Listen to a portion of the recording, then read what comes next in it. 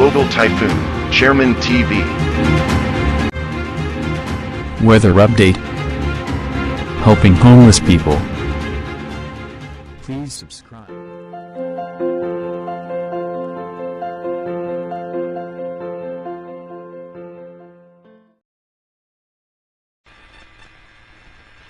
Magandang umaga po. Ito po yung latest update natin ngayong araw, February 14, 2024.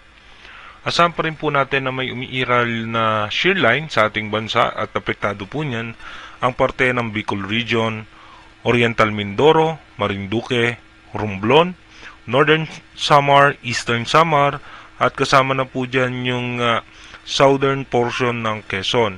Habang sa may Cagayan naman, Aurora, at sa natitirang Metro ng Quezon, Metro Manila, sa may Cordillera, kasama na rin po dyan ang Ilocos Region, ang natitirang bahagi ng Central Luzon at Calabarzon ay apektado po yan ng Northeast Monsoon o yung amihan.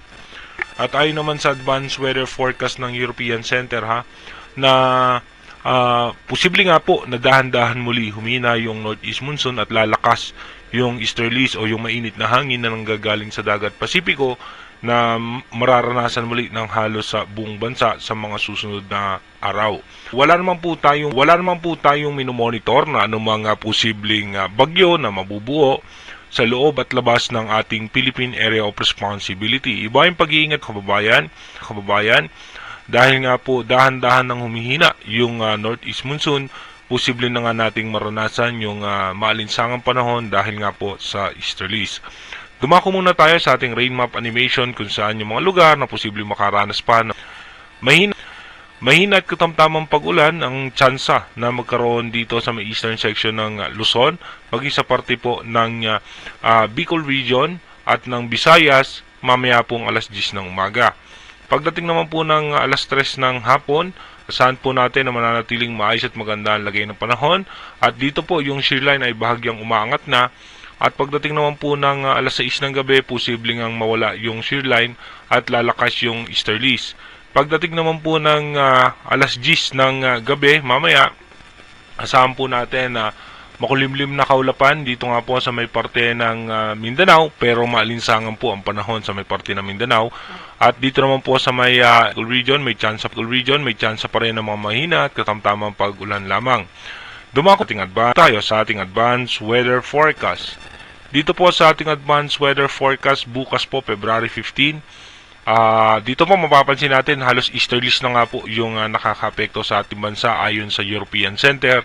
Pagdating naman po ng February 16, yung shear line natin ay apektado po niyan yung dito na lang po sa may parte ng Taiwan at yung Northeast Monsoon natin ay mahahagi pa po niyan yung extreme Northern Luzon.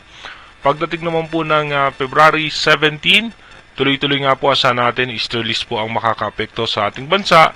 At pagdating naman po ng February 18, easterlies pa rin po ang makakapekto sa ating bansa at may tsansa ng mga mahina at katamtamang pag-ulan lamang sa parte ng Visayas at ng Mindanao.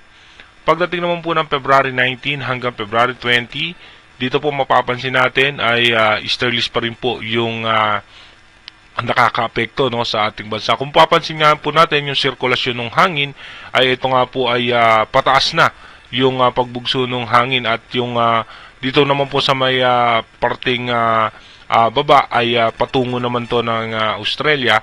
At pagdating naman po ng February 21 hanggang 22, easterlies pa rin po yung nakakapekto sa ating bansa.